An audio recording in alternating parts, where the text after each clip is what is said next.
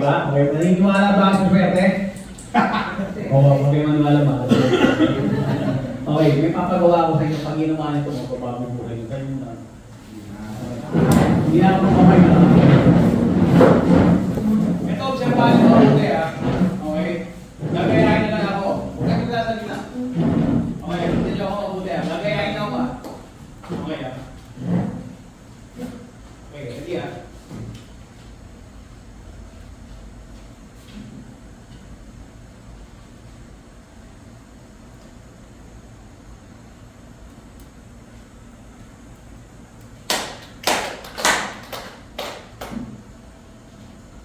Okay? Okay? Ano naramdaman nyo? May nabago ba? O lalagyan natin ng words. Okay? Ready? Okay. I have two hands, the left and the right. Hold them up high, so clean and bright. Clap them softly, 1, 2, 3. Clean little hands are good to see. Okay, naman, hindi na kayo. Okay. Okay, guys. Apo na kayo. Sinama dito.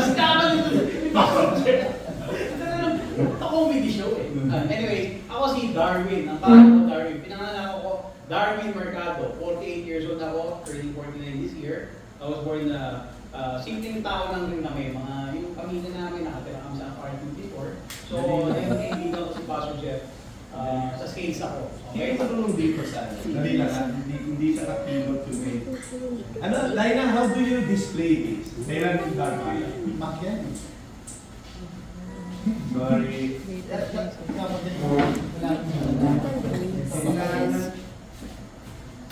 Kailangan mag-play ng mga. Maganda kasi itong testimony ko. Maganda. Dito tayo eh. Makindi ko. Hindi, mag-mimit na tayo ng WhatsApp. Hindi ayos na naman. Akala ko ikaw ito, dalawang dalang. Maganda yung mga picture ni Darwin. Ilang ko. Ang ganda ko dito. Ang tama. Fresh na fresh. Dati parang bago pa lang nga. Mabait na mabait ako kasi basa ko Ayan. sa words. Ngayon, Ayan! Ang gwapo. Thank you. Ayan, yan ba sir? Yan ba start? Okay, yan. Okay, ito, bata pa ako. Yan. Okay, wala akong ngipin. Yan. Anyways, starting, yung family namin, we were called Catholic kami. Alright? So, Catholic kami, but nung convert kami, 80, I was 9 years old. So, ako naman, susuri naman ng bata, ako yung mga nag-decision ko. Yung school na pala yung kasama ko, asawa ko. Ang mga inakamagandang kasama si Marie. Kaya, birthday ko kasi. Yes. Dati, pangalan ko Darwin. Nang pangasawa ko, Jack na. Alam niyo bakit? Naka-Jack. Yeah! Okay, so, ito, regular na bata, mahilig maglaro sa kalye, ay gawa ng Santa Ana, pare-pares din tayo mga batang kalye. So, Mandaluyong walang pinagkaiba kasi isang ilog lang tawid, Santa Ana yan. So, lumaki ako sa kalye. So, I grew up in the street. And sobrang simple. But marami kong kaibigan, marami kong kalaro. Yung pagiging marami natin kalaro, isa yan na nagsisignify na magaling tayo makisama. Okay, sino marami kaibigan dito? Pagis tayo ni si Gina. Yan. Ibig sabihin lang yun, magaling kayo makasama. Nag-depende sa yung sarili nyo sa ibang tao. Tama? O yun, kaya kayo mabarkada. Okay, next slide, Pastor. Ito na ako nung high school ako. Ito yung college ako. Okay, ito yung 1994. Gumraduate ako ng PATS. Ang course ko is aircraft mechanic. Galing talaga nito. So, dapat mag-PPO ako. Katulad na ito sa inyo, naririnig ko sa inyo. Alam niyo, masasabihin ako sa inyo, ituloy niyo yung pangarap niyo. Because, kung pinaisip sa inyo ng Diyos na magiging piloto kayo, darating ang araw, matutupad kayo. Sa oras ng Panginoon. Because, ikikwento ko sa inyo kung ano ang buhay ko. Okay? So, way back 1990s, 91, 16 years old ako, nagtrabaho ko sa KFC as service crew. Okay? Nag-service crew ako sa KFC sa Makati Square. Hindi ko makakalimutan. Nag-part-time job ako. So, sanay ako sa trabaho ng mabibigat. And not only that, Kahit bata pa ako, hindi na ako magbenta ng kung ano, may mga bata, fruity pop, mga ganyan. Dyaryo, nagbenta rin ako dyaryo. Yan. So, ang limitasyon ng isang tao ay nasa kanya. Diba? Kung gusto mo yumaman, nasa sa'yo rin. Hindi mo pwedeng sabihin na dahil mahirap ang pinanggalingan ko, mamamatay rin ako mahirap. Okay? So, in my story, yan, ito, 94, March, April, kasama ko tatay ko, gumraduate ako. So, it's a vocational course. Kasi after that, gusto ko maging piloto. Tama? Okay. Ang problema, namatay tatay ko ng June, 2 months after, namatay yung tatay ko. Ngayon, nagkaroon ako ng tamarong. Kasi lang yung minana ko sa tatay ko, yung tamarong na yan. Ha? Ito, mga 1996 na to. Pero, ano yung significant nung tamaraw sa buhay? Nung naiwan ako ng tatay ko, ng tamaraw na to, alam niyo kung anong ginawa ko? Namulorong ako. Alam niyo yung FX, di ba? Ito, hindi pa to FX eh, kasi yung mas luma eh. So, hindi naman kaya itsura kung meron siyang aluminum na cover. But you know, many people, nung gumraduate ako, nagtatanong, bakit kayo dadrive? Alam ko, simple sinabi ko eh. Kasi pwedeng pang-negosyo. Okay? So, ayokong nakatenga yung araw ko na wala akong gagawin. Hindi ako productive. So, during that time, Christian na rin ako. Nagkukulorum ako eh. So, maganda yung kita during that time. So, for a short period of time, na-experience ko yun, nag-drive din ako ng taxi. Binata pa ako nito. So, nasupport na ako yung sarili ko. And not only that, during those times, siyempre patay yung tatay ko, wala na akong, di ba? Wala na tutulong sa akin. Yung nanay ko, sa Amerika sila ng mga kapatid ko, they're also struggling kasi mga nag-TNT sila sa Amerika. Ako naman, ayokong maiwan sa Pilipinas. Pero tinatanong ko ang Panginoon, bakit ako naiwan dito? Lahat ng ayokong mangyari sa buhay ko. Nangyari sa akin. Umiiyak ako sa Diyos. Gabi-gabi ang umiiyak ako. Alam mo, sabi sa akin ng Panginoon, kinausap niya ako through a pastor or prophet. Sabi niya, ang Pilipinas, this is your training ground. Darating ng panahon, makapunta ka ng Amerika at sa iba-ibang bansa. Alam mo, umiiyak ako, sabi ko, paano nangyayari? Hindi ko maintindihan. Baka pa ako. 19 na ako, naulilan na ako sa tatay. Hindi na tutulog sa akin. Alam mo, sabi ng Panginoon, ako ang ama. I will be a father to you. And would you believe, guys, para sabihin ko sa inyo, hindi ko alam kung saan kayo nanggaling ano yung mga history natin para parehas. Pero one thing for sure, pag sinabi ng Panginoon na hindi niya papabayaan, tuto pa rin yan hanggang sa huling minuto. Okay? So ngayon, ang sinasabi ko, dumating naman sa punto araw-araw, nabubuhay na ako by faith. Ano yung sabihin ko? Binalisal ko kung saan ako kakain, ano panggagastos ko, enough lang po yung tayo. Alam niyo kung bakit? Minsan, pinapayagan ng Panginoon na minsan tapos tayo sa pera. Alam niyo kung bakit? Tinuturoan niya tayo. Dahil kapag wala tayong pera, yun ang mga panahon na lumalapit tayo sa Kanya. Tama? Diba? Dahil kapag meron tayong sobra, nakakalimot. Madali tayo makalimot sa Diyos. Tama? Okay. So ngayon, sa haba ng panahon, gano'n na gano'n. Kahit yung pagpalit ng t-shirt, yung isang kinikwento ko nga kay Pastor Jeff, dati Pastor Jeff, wala akong pera eh. Eh ngayon yung t-shirt ko, lagi na lang inusuot ko. Ngayon, sabi ko sa isip ko, Lord, sabi ko, gusto ko sana bumili ng t-shirt, kahit dalawa lang. Kasi pampalit, di ba? One Sunday morning, ang katinda ko ng isang service sa gilid sa church namin. Paglabas ko ng simbahan, may sumalubong sa amin na DJ, kasama ko yung mga kaibigan ko eh. Hi, we are from 99.5 RT. Meron kaming promo na kapag nakatibay ka, may libre kang t-shirt. Ang nilapitan yung kaibigan kong wapings. Okay? Siyempre, nasa tabi lang tayo eh. Tapos sabi niya, ay ganun ba? Sabi niya, kaya lang hindi ako nakalibay eh. Ako, hindi ko alam kung bakit naglilibay yung pantalon ko. Ay, pero kasama ko nakalibay. Ako ba yun? Pag tingin ko nakalibay ako, hindi ko talaga alam paano ako nagkaroon ng libay siya. Ano spelling? Baka libay. Anyways, during that time, nanalo ako ng t-shirt. Libay, dalawa. So, ano yung nasabi ko? Ang kailangan natin, alam ng Panginoon, bago pa tayo humingi sa akin. Pero ang hinihingi sa akin is lumapit tayo. Amen. Okay? So ngayon, itutuloy ko na yung kwento ko. No? So nagkaroon ako ng, nagkaroon ako muna ng asawa, kinasal ako ng 1998. Okay? Ang pera ko is 12,500. 2 years pala. Sino naniniwala na kami 12,500 ko, makakabuhay ko ng pamilya? Wala, di ba? So ngayon, dahil nakarating ng loob ng sigurado ako magpapakasal tayo. Sabi ko, 25, all in ako dyan. Pero may isa akong pangako sa'yo. Mayaman ang tatay ko. Totoo to ha. And believe me, mga guys, 25 years na kami ngayon ng asawa. Wow. And never a single day, we miss a single day. Okay, kaka-graduate lang ng anak ko sa college sa University of Asia and the Pacific. Tumraduate. Napakamahal ng tuition. Pero alam niyo guys, gusto ko lang i-encourage kayo. Alam ng Diyos yung number ng voting. Okay? So, ang Diyos mo yung ilagay sa kahon. You can ask anything from the Lord. Sa Psalm 24, ang verse na ito, the earth is the Lord. And everything good gives it.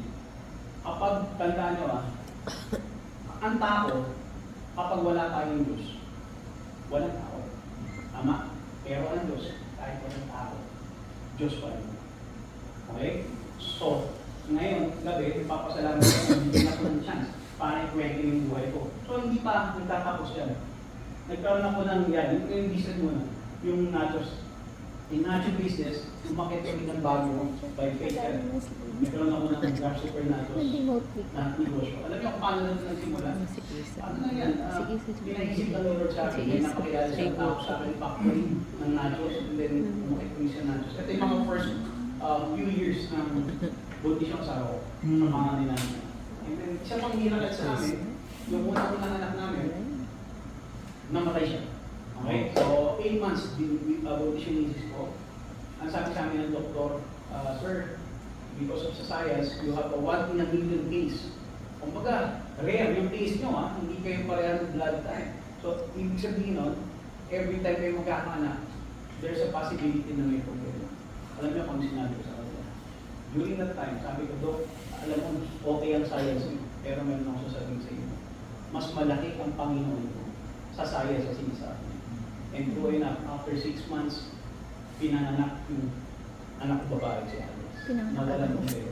Pero Yung una namatay siya. 7 days lang. So ngayon, ask God, di ba? At the Lord, ba't namatay ang anak ko? Di ba? Sabi mo, mahal mo kami, ba't mo kami pinabayaan? Pero hindi. Di ba? Dahil ang Panginoon natin, may sarili siyang timetable. Okay? May sarili siyang time frame. So ngayon, after 6 months, sabi ng doktor, hindi ko pwedeng mabuntis ng 1 taon o 2 taon. After 6 months na buntis, hindi ko pwedeng kontrolin kung ano yung oras ng Panginoon. Pero, believe you, anak ko na yun, nakagraduate na yun, ng college, nagtrabaho na siya. 2 taon pa na-accelerate na mamaya para kita yung tsura. Move forward tayo, Pastor Chef. And then, nagsimula ako ng business ko. Naging empleyado ako. So, naging empleyado ako, sabi ko sa misis ko, nung pinasal ako ng 24 years old ako ng wait, pagdating ko ng 30 years old, I will earn my first million. Diba? Sabi ko sa kanya, sabi ko, siya, baka makuha ko talaga ng paraan.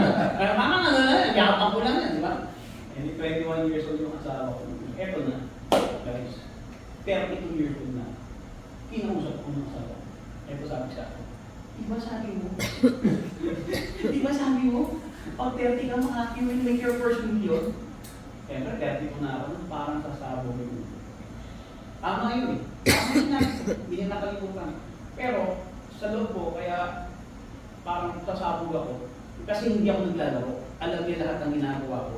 From the 24 years old, hanggang naging, yung ano, naging 32 years old. Hindi pala 32. Basta yan, mga years. Sabi ko gano'n, hindi ako naglalaro. Umiyak ako sa Diyos. Lord, sabi ko, hindi naman ako naglalaro. Alam mo yung nasa puso ko. Nangarap ako ng 1 million.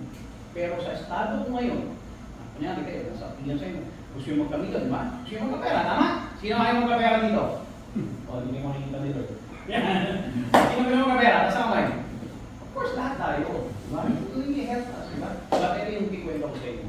So ngayon, sabi ko, Lord, ikaw naman ang Panginoon. Baka pwede mo ko tuloy. And, hindi pa tapos ang lahat. Hindi naman ako nabigyan ng 1 million ng dasal. Alam niyo kung kailan ako nagkaroon ng 1 million? Noong 38 years old na. That was 2012. Okay, 2012. Ang layo, di ba? So, ang sinabi ko, 30 years old ako. Pero ang gusto ng Diyos, 38. Alam mo bakit? Noong 38 years old ako, na-receive ko yung isang check. Commission yun. sabi ni Lord sa akin, kaya naman kita gawin dito namin. Kasi Diyos ako. Di ba? Kaya lang ito yung tanong sa'yo. Kapag binigay ko yung gusto mo ngayon, ikaw pa rin ba si Dark na laging tumatawag sa akin? Ikaw pa rin ba si Dark na tumutulog sa ibang tao? Na pinagmamalaki kung sino ako? Okay? So ngayon guys, gusto ko na sabihin sa inyo, libre ang mga. Kapag pinaisip ng Diyos sa inyo, ang mangyayari sa panahon niya, hindi sa panahon niya. And gusto ko sabihin sa inyo, kung gusto niyo maging magaang ang buhay natin, ngayong araw na to, hindi ko aksidente na binigay ng Panginoon sa akin. Because God wants to free. Gustong pakawalan ng Panginoon ang lahat ng bigat na nasa mga puso na bibig natin. Gusto niyo ba yun? Gusto niyo ba makawala kahapon sa mga experience na masama? Gusto natin makawala, tama? Dahil gusto ko, pag gusto ng Panginoon, pagtalis nyo dito, may bago na kayo maharapin ng buhay. Iba na ang pananaw nyo sa mundo. Mas malaki na ang tingin nyo sa Diyos. Ito, ganito lang yan. Nakita mo yung problema natin. Ito, madalas ito yung problema natin. Ano nangyayari? Nakapokus tayo sa problema natin. Pero ito yung problema natin. Sabi ni Lord, manig ang problema mo kumpara sa langit. Pero ang dami natin picture na yun. Amen? Kahit dalawa. Amen? Ito pa pinaka-ayos ko pa. Mas magandang break ko kasi. Etong coaching na Ibigay ko sa isa. Ano pa? Okay. Mula tama raw, nangarap na ako, nag-enter lang ako ng yung day for 6 years. Tapos start ako ng business ko ng 2011.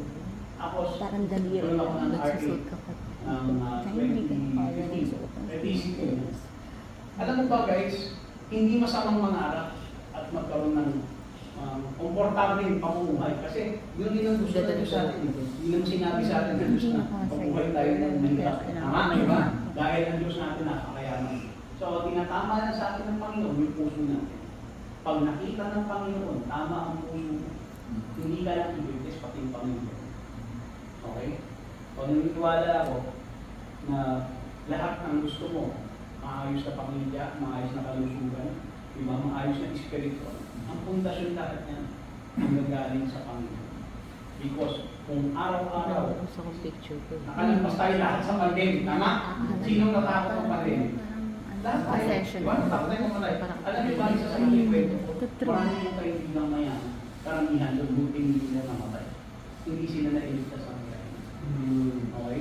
Alam niyo guys, what God did to my life, binago niya.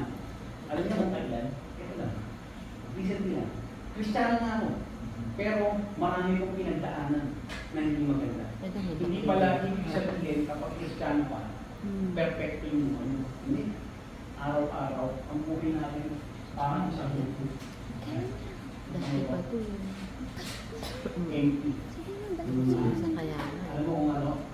Diyos ang maglalagay ng bawat istorya sa bawat paso. Hindi niya sinabi lahat ng masaya. Pero isa na nasa iwasan ko. Pagdating sa dulo, kaya kami na ng Panginoon. Okay? Guys, kanina, pagpasok ko dito nakita ko kayo. And God spoke to my heart. Sabi niya, itong mga tao na dumating, hindi pa punta dyan si Pastor Jeff. Hindi ka dadalhin dito po natin.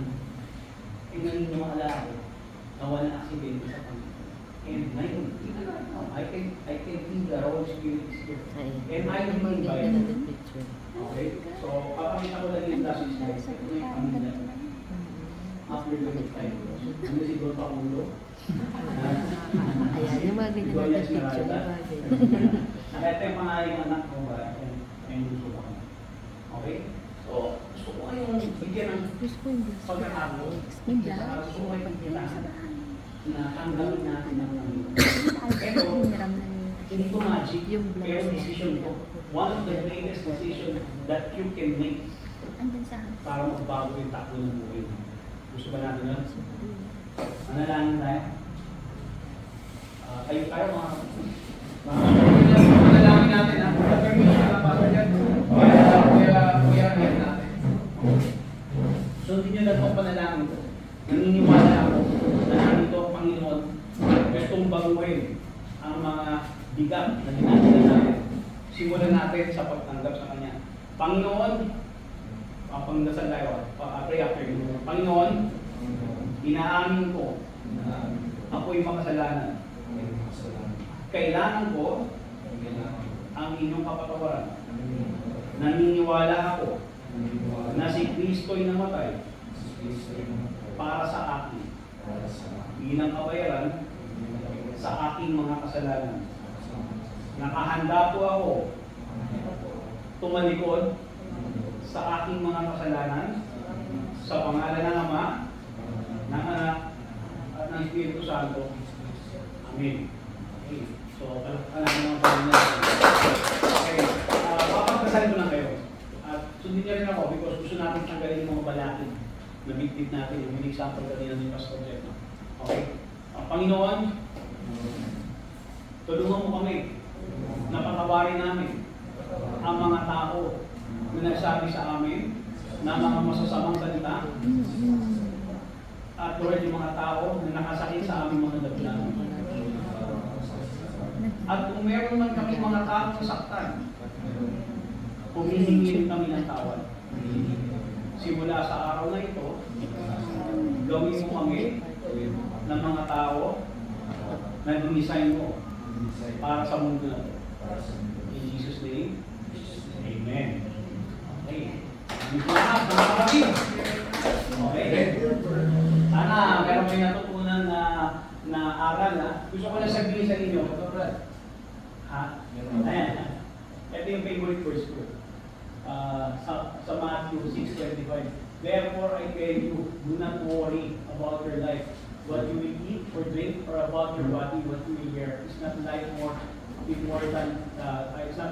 than food, and the body more than clothes. Ibig sabihin, nauna na ang Panginoon bukas. Okay? Enjoy natin every moment. Yung araw na to, relax tayo, di ba? Wala tayong trabaho. Huwag niyo isipin na kung yan bukas. O sa susunod na araw. Ngayong araw na to, enjoy nyo, feed yourself. Okay? Feed nyo mamaya. Pinakamasarap na hapunan, kumain kayo ngayon. Huwag kayo mag-isip na iba. Alam niyo kung bakit? Because there is no promise for tomorrow. Ano ibig ko sabihin? Huwag natin pangunahan ang Panginoon. Okay?